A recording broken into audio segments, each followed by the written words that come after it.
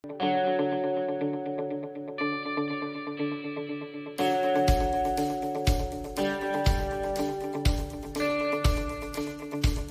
here is, of course, more Charles. Because I he's my guru, my mentor that his words are constantly in my brain, and I know it works because I've done it on a whole bunch of different horses. So he always says teaching is repeating. And it is such this liberating feeling that we repeat. There's just no big deal. He really like gives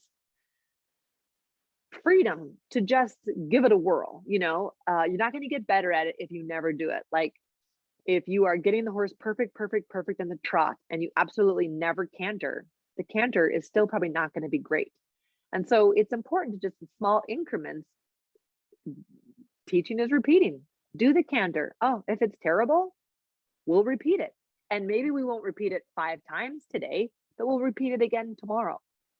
And again, it's like chopping the wood on this. So one of the things Richard and I always talk about is, you know, riding on purpose and with purpose. And that's one of my favorite things, and it's very prevalent in my program. You know, I don't really do anything that is random or has no purpose. And then horses, therefore, because of that conscientiousness, they really see me, you know, as the leader. Again, horses learn what they experience and what they do. So we need to be careful what we're teaching them because they are taking notes, whether you like it or not. So if you always let them walk off at the mounting block, they are learning that, and that is not safe. More on that at another time. But you know, we really have to concentrate on what it is we are teaching them, whether that's good news or bad news. And again, so when you see this title and it says teaching is repeating, it's easy to be like, well, then I just need to keep repeating it. That terrible shoulder in down the long side. If I just keep repeating it, it will get better. And like, so this mindless repeating is not what we're talking about. You want to really be able to present the task, feel from the horse that there's an effort, then back off and repeat it again until it starts to feel that it is available, that the horse is like opening its mind to it.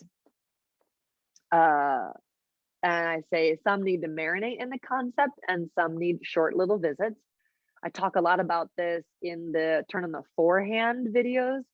I believe not only in derbies, which was one of the first ones I did, but then I think I go back into the concept with Gideon when I did quarter turns on the forehand, because derbies was marinate in that, make a full turn on the forehand, stay in it till he truly yields.